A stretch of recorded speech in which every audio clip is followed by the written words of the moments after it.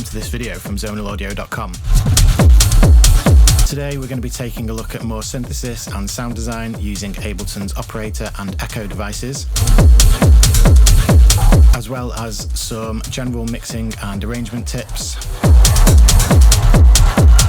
A lot of our videos previously have been purely Ableton stock devices. In this one we are using some FabFilter and some sound toys also. What you're hearing now is the full finished track, which will be available for free download for a limited time. We'll put a link to Bandcamp so you can go ahead and grab that and examine it further if you like. Please don't forget to like and subscribe if you enjoy this kind of content. We'll get started with the video. We are going to do a brief breakdown of the kick, bass and drums, and then dive into some fairly experimental sound design with operator using LFOs to create some interesting timbres and textures.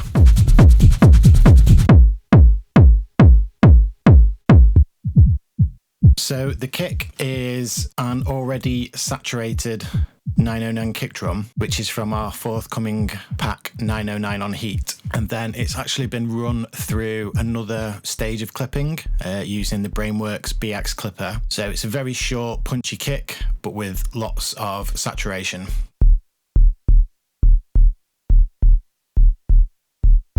The sub is very basic, just a sine wave using analog and a little bit of saturation from Decapitator.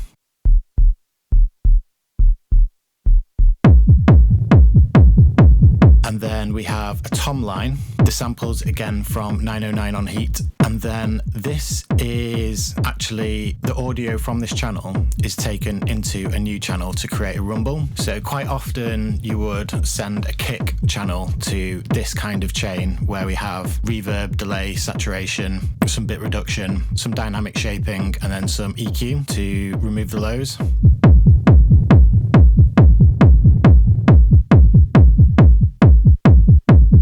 So without.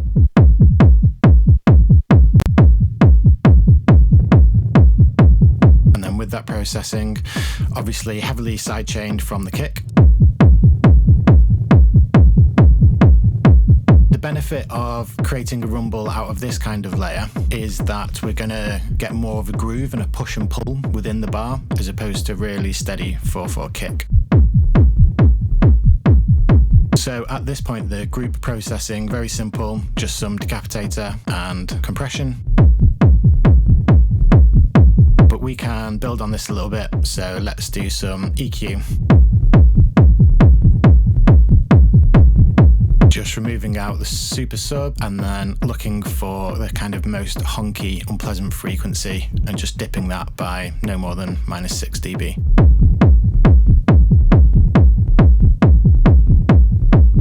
And then just using a limiter to reduce the dynamic range and increase the loudness a touch.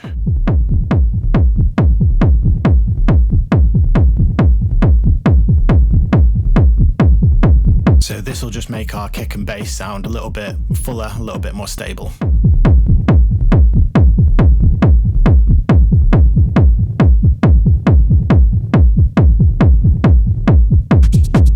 So we have 3 shaker loops here. One is just a MIDI pattern.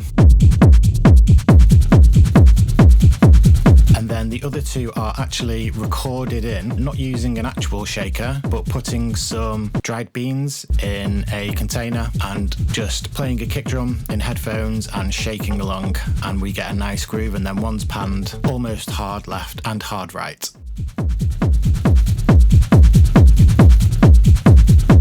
So onto the sound design.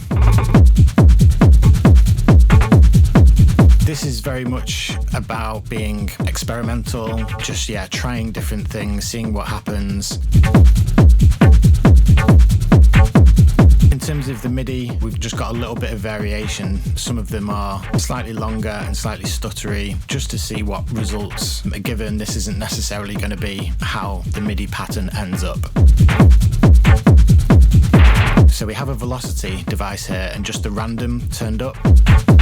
FM synthesis can be extremely interesting when we're sending in different velocities, and we can also assign velocity to different parameters on the operator in the global tab. If you wanted to do that, you can get some even more interesting results.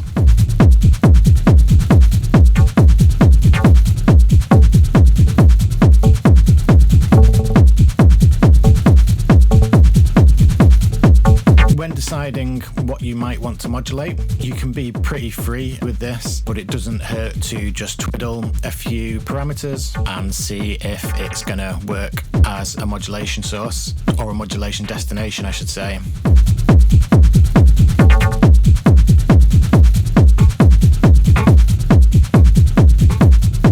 In terms of the LFO setup, there is a little bit of rhyme and reason here. We have one set to sine and then two set to random. And then we've increased the smooth for the random so that there's not any parameters that are jumping fast and causing any clicking or anything like that. It can also be interesting if that curve of the random LFO happens during a note. We can get some interesting timbres, so it can be a good idea to leave some long MIDI notes in your pattern. And again, experimentation, seeing what happens.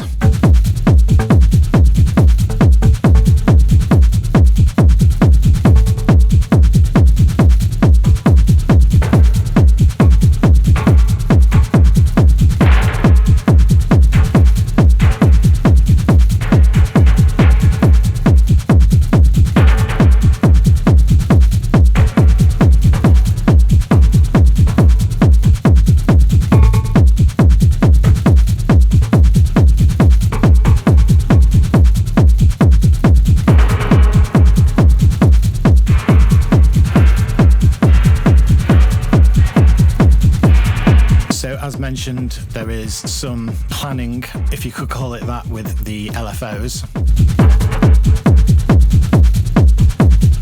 And here, even for the sine waves, the one that is essentially predictable, we have then used a random LFO and mapped that to the rate of the sine. So again, we'll get some interesting results from that.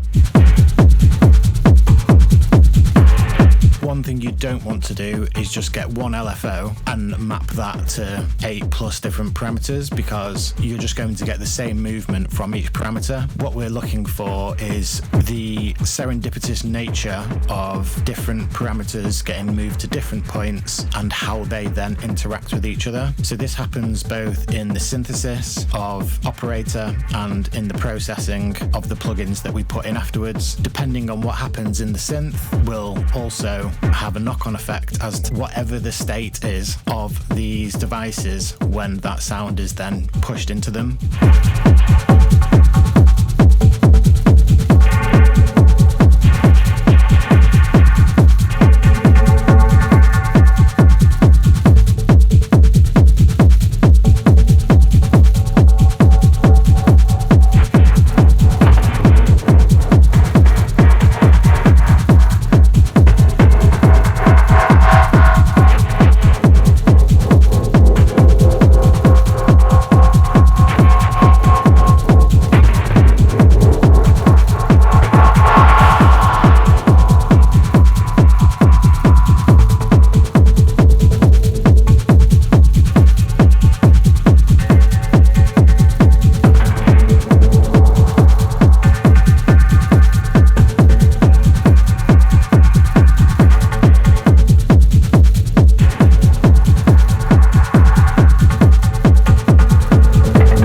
Just adjusting the amount that the random LFO is modulating the rate of the sine LFO.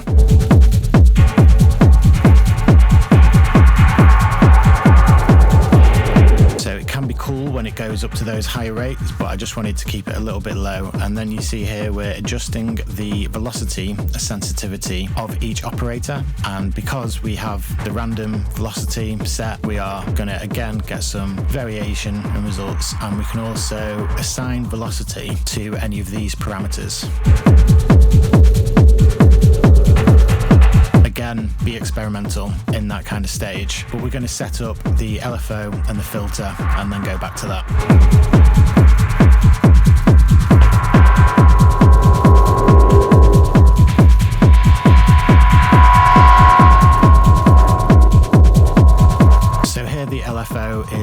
assigned to the filter frequency.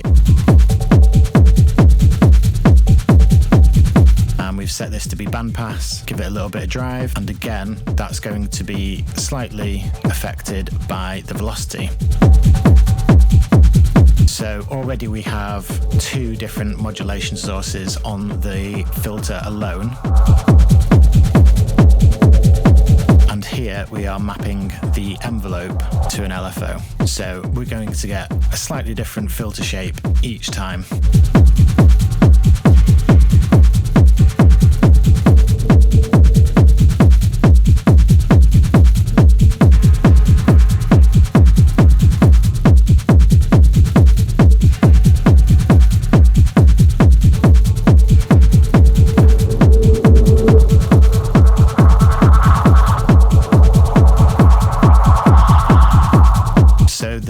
Parameter is almost like a transient shaper. Because FM synthesis is a little bit different in terms of how the envelopes work, it's nice to have this parameter as almost like a global one knob decay sustain type of knob.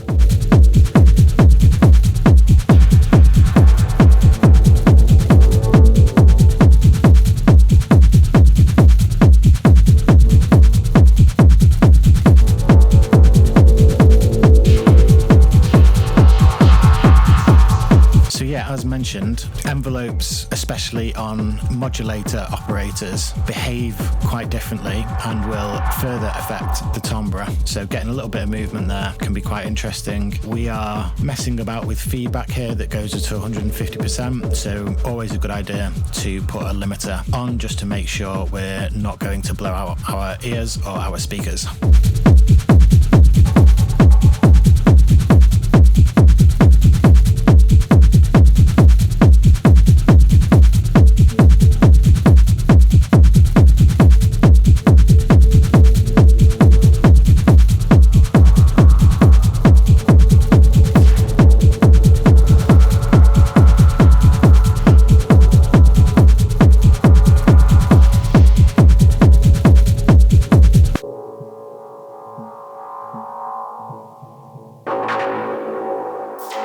So with the addition of a filter and that limiter at the end, the volume has gone down a bit, so we'll just increase this in volume. And that also means we're pushing into the reverb and delay at a slightly better level. So an interesting layer created there. I'd say that's like 90% done. There's still probably some things that you're going to want to do later on in the arrangement and mixing to make it sit a little bit better. But for me, this is nice, kind of atmospheric, trippy synth texture that can just sit in the background of a track and hold the listener's interest.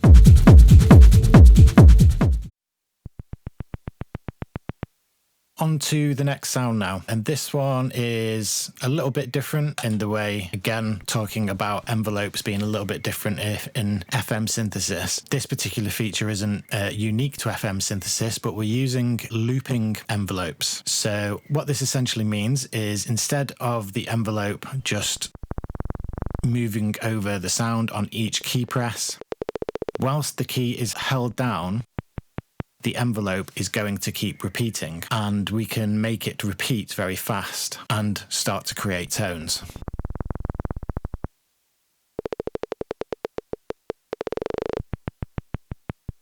So the idea behind this sound was to get something quite spooky, almost alien-like.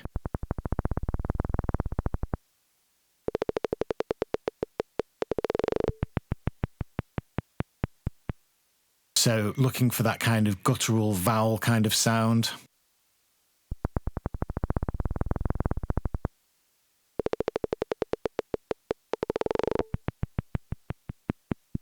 So it does take quite a bit of patience, this, getting the envelopes set up to be effective.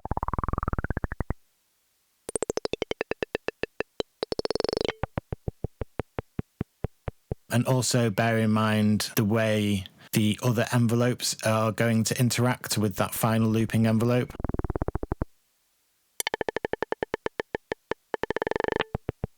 we could, of course, have more looping envelopes, and the algorithm that is set up is also going to drastically affect how those envelopes are going to interact or not with one another.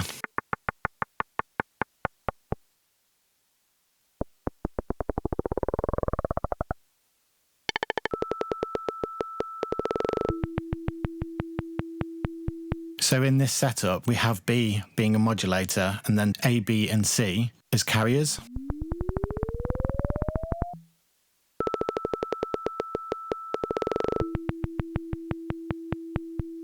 So we're hearing the pure tone combined with the looping envelope.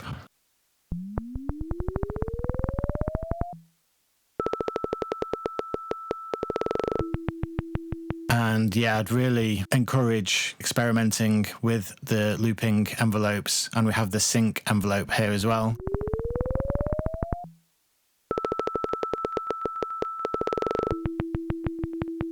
And then automating or maybe even modulating the time and decay parameters.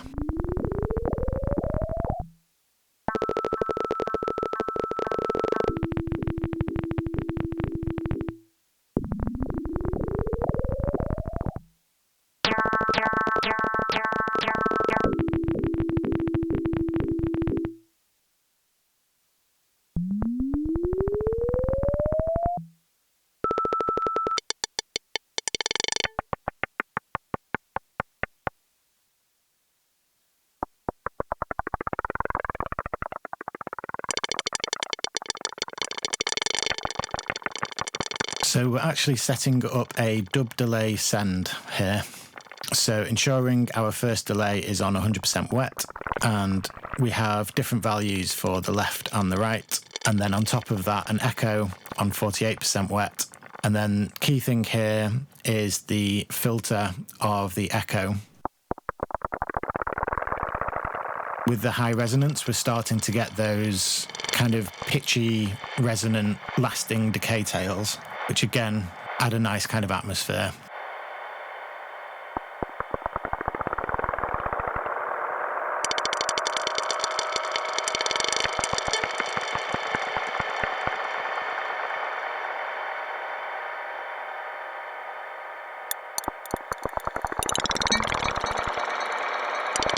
Okay, so let's see what this sounds like in the context of the track.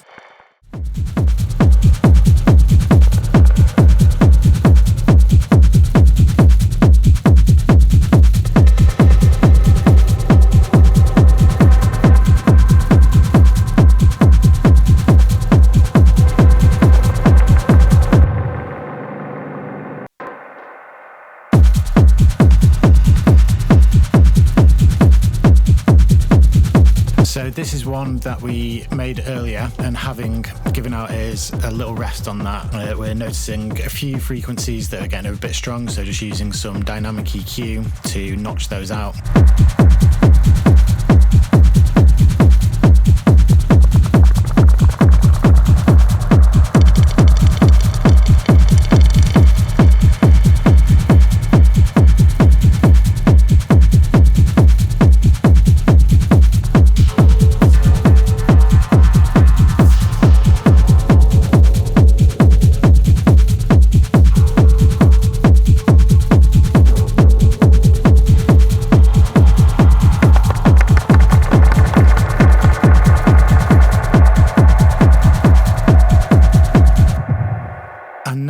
We're doing a little bit of structure, just noticing that feedback carrying on there, so some more dynamic EQ to control that. And yeah, just a case of playing the track back from the start and filling in all the space essentially with all our nice kind of trippy synth effects.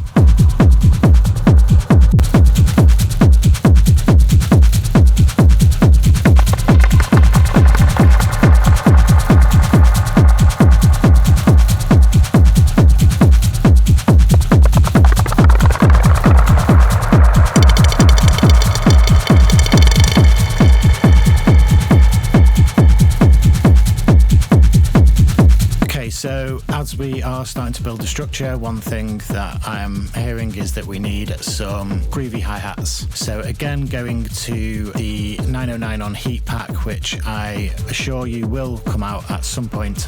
It's just taking a long time to bring together, but the samples are really good.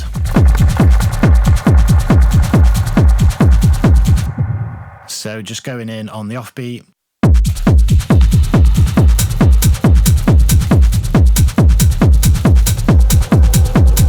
We're going to start with a closed hat, and then we'll add in some other closed and open hats for a little bit of spice.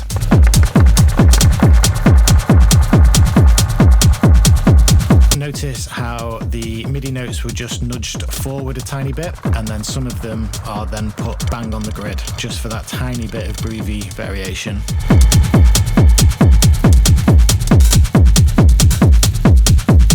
So just duplicating the clip by highlighting the loop race and then Command D, and same again, adding in some ghost notes.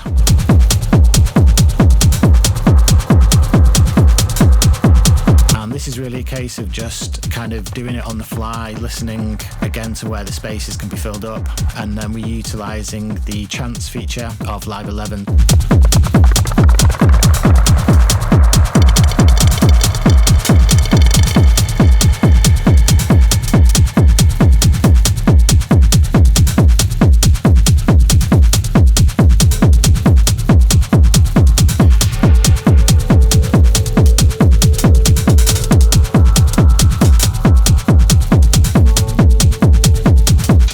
A note that is at 44% chance. We're just kind of duplicating that and moving it around.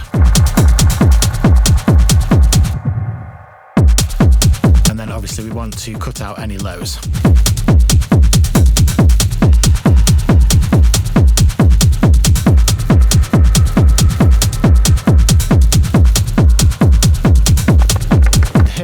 Adding a little bit more groove using Soundtoys Echo Boy. Ableton Echo is like one of my favourite devices ever. Echo Boy is very close to it. In this we're going to set just a single echo of 16th note delay time, and we can use the groove and feel knob to add a little bit of groove. Saturation just to make it a little bit more obvious, and a little bit of input. And notice how low the mix is in this.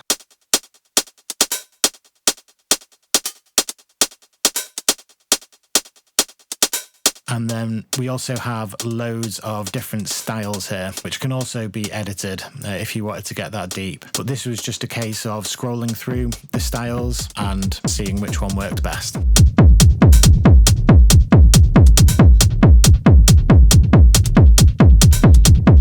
And this is a really nice way just to add a little bit more interest and groove to pretty much any hi-hat or pretty much any percussion pattern, but does work especially well for an offbeat closed hat.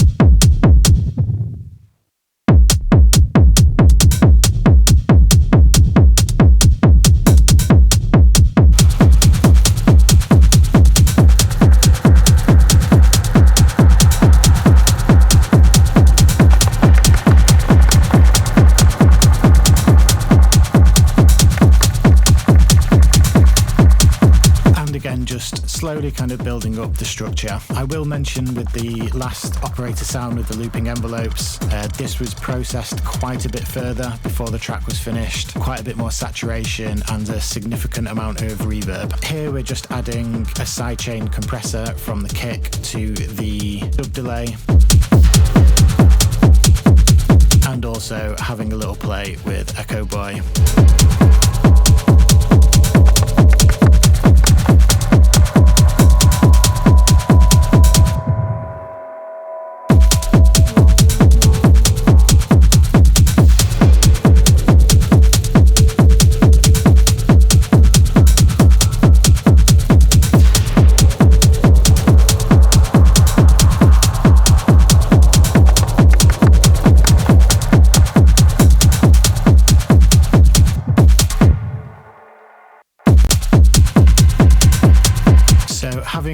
these different synths and then especially pushing them into a kind of delay like this on a send, it just really helps keep that core kind of 4/8 16 bar loop really interesting for the listener. And a lot of the idea behind these kind of sounds is to not fit into any time signature or loop necessarily, but to have them fairly randomly, so they're just constantly in the background providing a little bit of interest that isn't so predictable.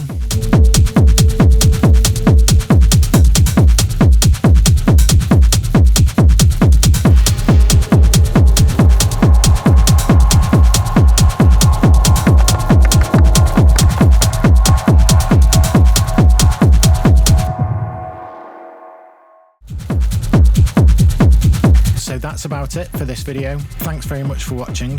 If you have any comments or questions, please feel free to leave them in the comments.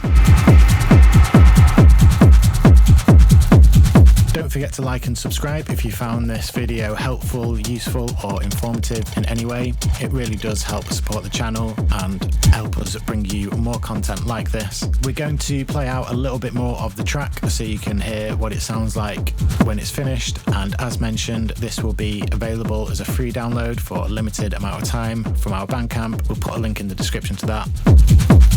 Thanks for watching. See you in the next one. Bye now.